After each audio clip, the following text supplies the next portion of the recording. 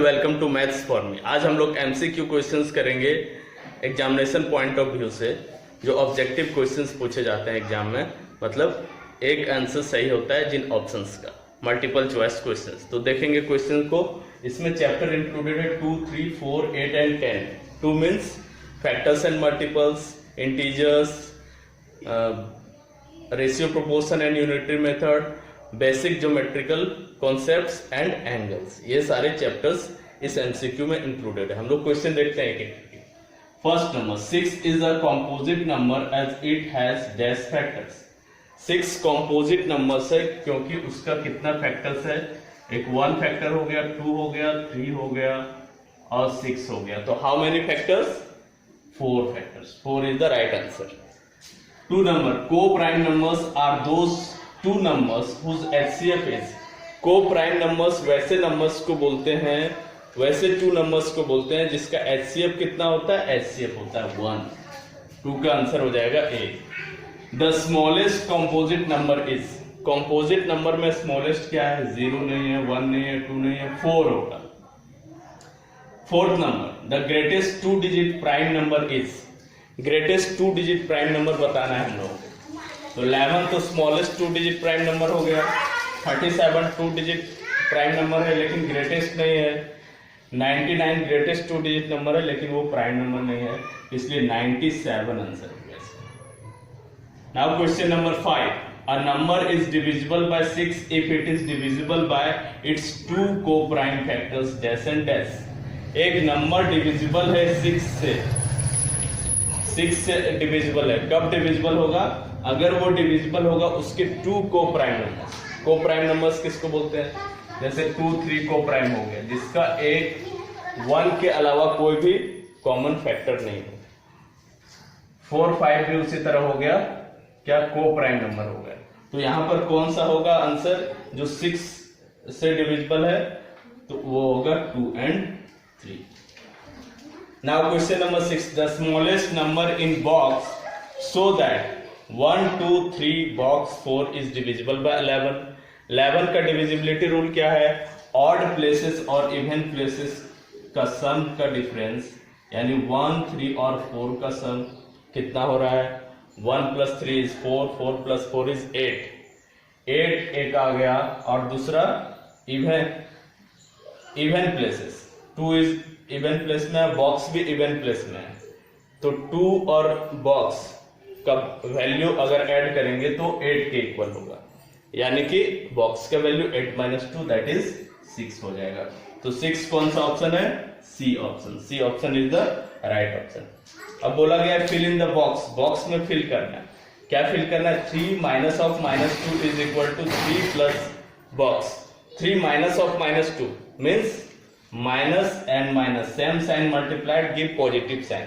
तो क्या मिलेगा हम लोगों को आंसर? प्लस का 2 मिल जाएगा। प्लस का 2 कौन से ऑप्शन में? सी ऑप्शन में आ गया। 8 number, expanded form of 2 to the power 3। 2 to the power 3 को एक्सपेंडेड फॉर्म में, मतलब मल्टीप्लीकेशन के फॉर्म में कैसे लिखेंगे? 2 × 2 × 2 इसका आंसर हो जाएगा। पावर नोटेशन ऑफ -4 × -4 × -4 कितने टाइम्स है? 8 टाइम्स। पावर नोटेशन क्या होगा? -4 8 टाइम्स है, तो इसका आंसर सी हो जाएगा, -4 to the power 8। Now question number 10, there are dash integers from -4 to 4। -4 से 4 तक में कितने इंटीजर्स है? सारे इंटीजर्स लिख देते हैं। -4 -3 -2 -1 0 1 2 3 4। काउंट कर लेंगे 1 2 3 4 5 6 7 8 9। तो आंसर क्या हो जाएगा? Option number C 9। Now question number 11, 168 plus dash is equal to 0। 168 में कितना ऐड करेंगे कि 0 होगा? तो एक पॉजिटिव नंबर में उतना ही नेगेटिव नंबर ऐड करेंगे तो आंसर आएगा 0। So the right answer is -168। Question number 12, the predecessor of -249 is.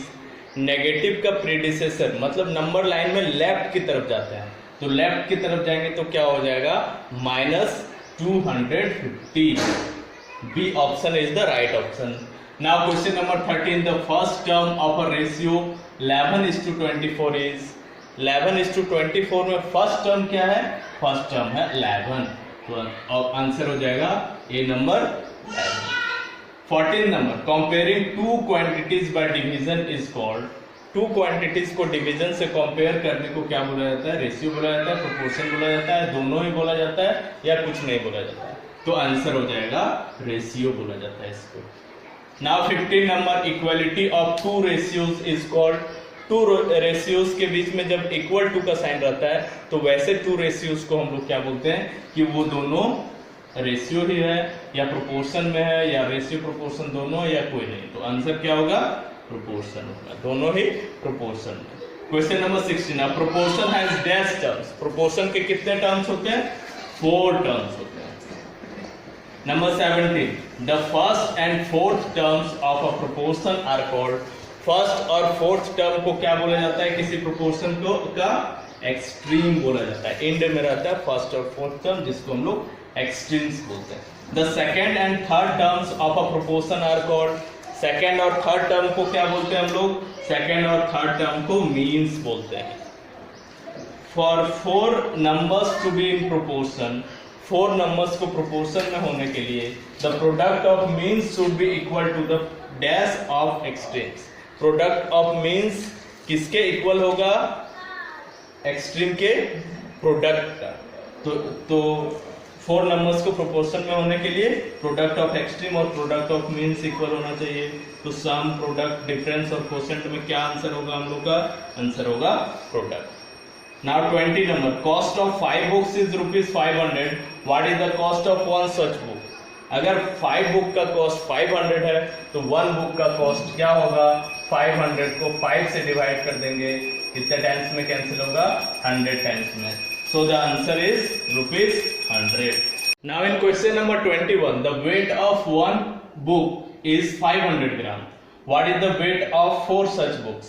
अगर 1 बुक का 500 ग्राम वेट है तो 4 बुक्स का वेट निकालने के लिए उसको 4 से मल्टीप्लाई कर देंगे, कितना हो जाएगा? यहाँ 00, 4 5 जा 20, 2000 ग्राम। 2000 ग्राम को केजी में कन्वर्ट करेंगे तो क्या हो जाएगा?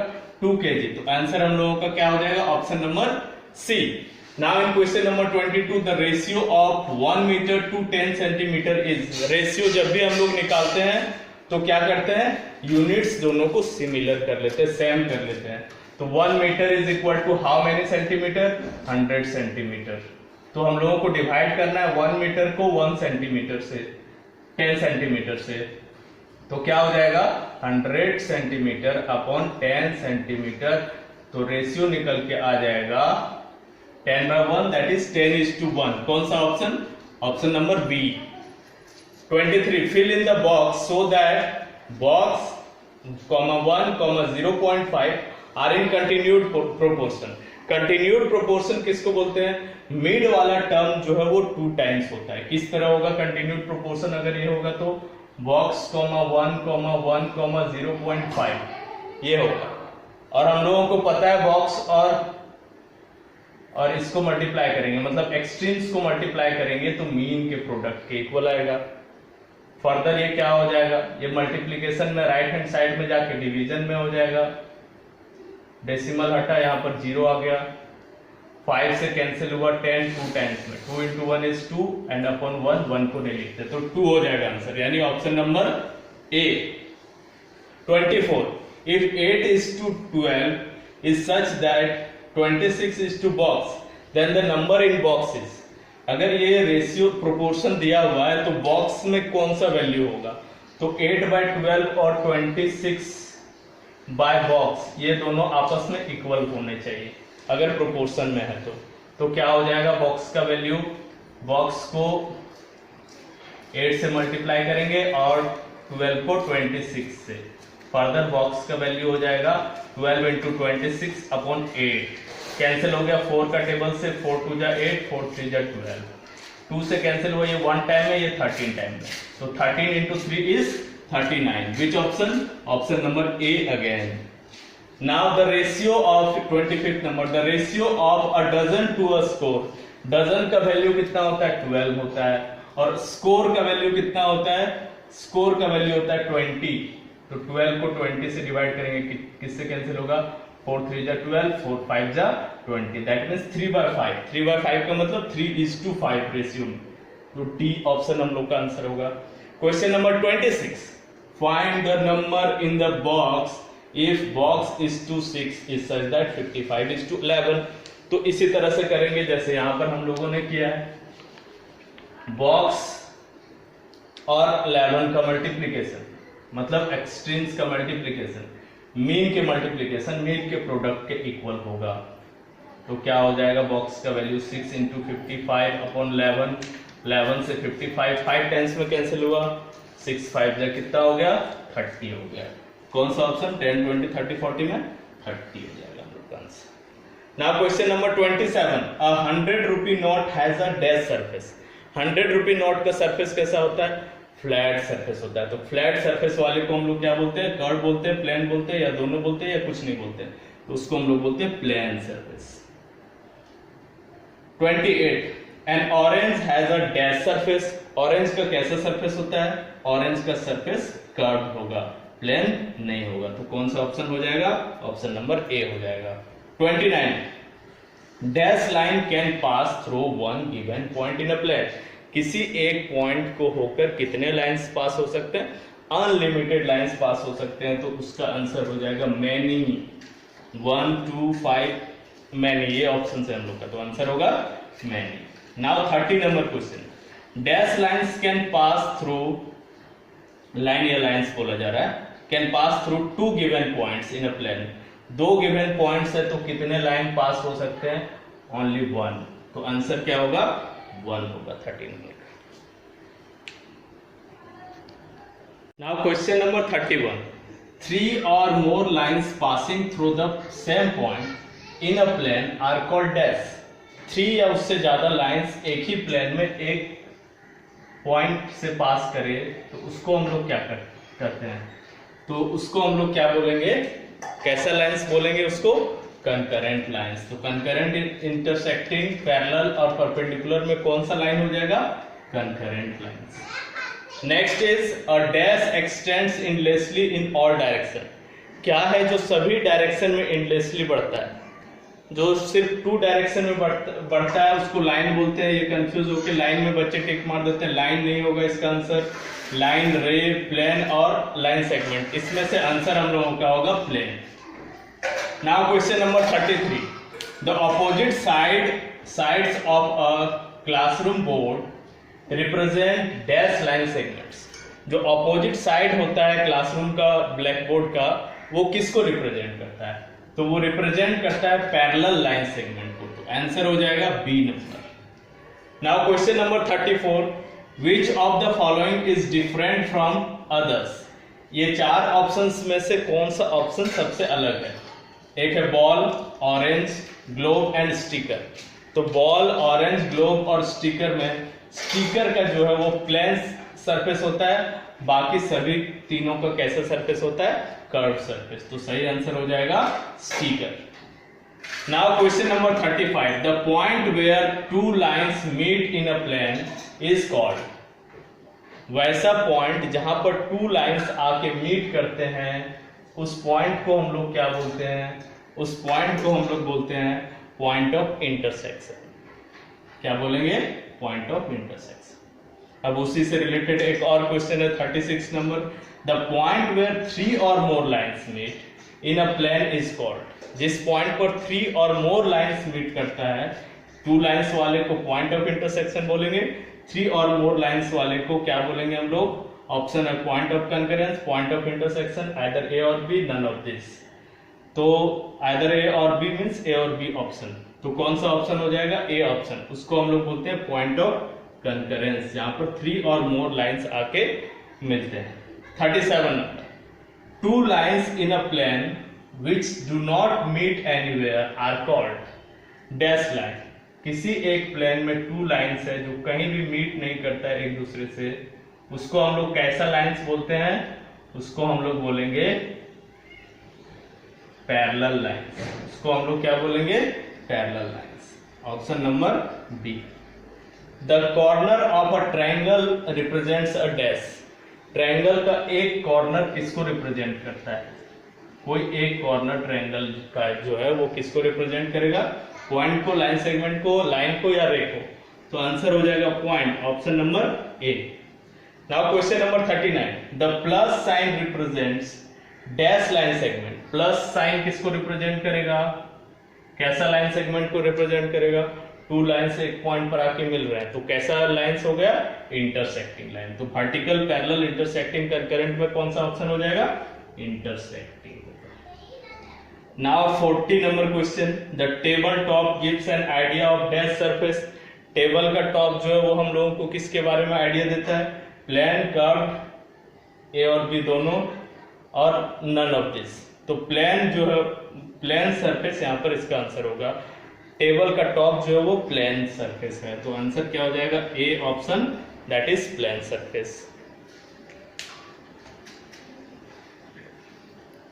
नाउ इन क्वेश्चन नंबर 41 बोला जा रहा है an angle whose measure is equal to 90 degree is called dash angle. वैसा एंगल जिसका मेजरमेंट 90 डिग्री हो उसको क्या बोलते हैं हम लोग, ऑप्शन से right angle, straight angle, complete angle और reflex angle, and the answer will be right angle. इसको हम लोग राइट एंगल बोलते हैं। 42 number, an angle whose measurement lies between 90 degree and 180 degree is called. जिस एंगल का measurement 90 degree और 180 degree के बीच में लाई करता है उसको हम लोग क्या बोलते हैं, ऑप्शन से acute angle, obtuse angle, reflex angle and complete angle, and our answer will be obtuse angle. वैसे एंगल को हम लोग ऑब्ट्यूज एंगल बोलते हैं। Question number 43, 2/3 of a right angle is equal to dash degree. 2/3 of a right angle, 2/3 of a right angle का मतलब हुआ 2/3 of means into right angle means 90 degree. तो कैंसिल हो जाएगा, 3 1 जा 3 और 3 से 90 कैंसिल होगा 30 टाइम्स में। 30 इंटू 2 कितना हो जाएगा, 60। तो 60 डिग्री होगा हम लोगों का answer. That means option number B will be our answer. Question number 44. The complement of an angle of 55 degree. Complement का मतलब कॉम्प्लीमेंट्री एंगल किसको बोलते हैं, जब टू एंगल्स का सम 90 डिग्री हो। तो वन एंगल अगर 55 है तो उसको क्या करेंगे हम लोग, 90 में से सब्ट्रैक्ट करना पड़ेगा तो दूसरा एंगल निकलेगा। वन एंगल 55 डिग्री है तो 90 में से सब्ट्रैक्ट कर देंगे तो कॉम्प्लीमेंट एंगल निकल जाएगा। 10 - 5 is 5, 8 - 5 is 3, 35 degree. Which option, option number C. Now question number 45, the supplement of an angle of 75 degree is. 75 degree angle का सप्लीमेंट क्या होता है, तो सप्लीमेंट में क्या होगा, सम होना चाहिए 180 डिग्री। वन एंगल अगर 75 डिग्री है तो सेकेंड एंगल निकालने के लिए 180 में से सब्ट्रैक्ट करेंगे हम लोग 75 को, क्या हो जाएगा, 10 - 5 इज 5, 7 - 7 इज 0 एंड यहाँ 1 हो गया, 105 degree. Option number B, 105 degree. Now question number 46, an angle measuring 240 degree is an example of. जिसका मेजरमेंट 250 डिग्री होगा उस एंगल का किसका एग्जांपल होगा एंगल, उसका नाम क्या है, तो ऑब्ट्यूज एंगल होगा, एक्यूट एंगल होगा, सप्लीमेंट्री एंगल होगा या रिफ्लेक्स एंगल होगा। ऑब्ट्यूज किसको बोलते हैं, जिसका मेजरमेंट 90 और 180 के बीच में, एक्यूट 0 से 90 के बीच में, सप्लीमेंट्री दो एंगल का सम 180 होना चाहिए, और रिफ्लेक्स एंगल किसको बोलेंगे, जिसका मेजरमेंट 180 से ज्यादा हो और 360 के 180 और 360 के बीच में लाई करे। तो 180 और 360 के बीच में लाई कर रहा है इसलिए ये हो गया आपका reflex angle, D number answer होगा इसका। Now 47 number question, how many right angles make one complete angle. कितने राइट एंगल एक कंप्लीट एंगल बनाते हैं, तो कंप्लीट एंगल का मेजरमेंट कितना होता है 360 डिग्री और राइट एंगल का मेजरमेंट कितना होता है 90 डिग्री। दोनों को डिवाइड कर देंगे तो पता चल जाएगा हम लोगों को कि कितने 90 डिग्री मिलके 360 डिग्री होंगे। तो डिवाइड करेंगे, 9 से 4 टाइम्स में कैंसिल होगा, तो हम लोग का आंसर हो जाएगा option number D, that is 4। Now question number 48, one straight angle is equal to dash right angles. One straight angle का मेजरमेंट 180 डिग्री और राइट एंगल का मेजरमेंट 90 डिग्री। इन दोनों को डिवाइड कर देंगे तो हम लोग को पता चल जाएगा कितना राइट एंगल होता है एक स्ट्रेट एंगल में। तो 2 आंसर आया इसका, कौन सा ऑप्शन हो जाएगा, option number B. Now question number 49, how many arms does an angle has? Angle कुछ इस तरह का होता है, जिसमें से आर्म्स किसको बोला जाता है? इन दोनों रेस को हम लोग क्या बोलते हैं? आर्म्स बोलते हैं। तो आर्म्स कितना हो गया? आर्म्स हो जाएगा 2। 50 number and last number question है, how many vertices does an angle has? एक एंगल का कितना वर्टिसेस होता है या कितना वर्टेक्स होता है? तो यहां पर हम लोग देख सकते हैं कि 1 वर्टेक्स है, तो answer will B 1। That's all. Hope this question will be helpful for you. Share this video with your friends.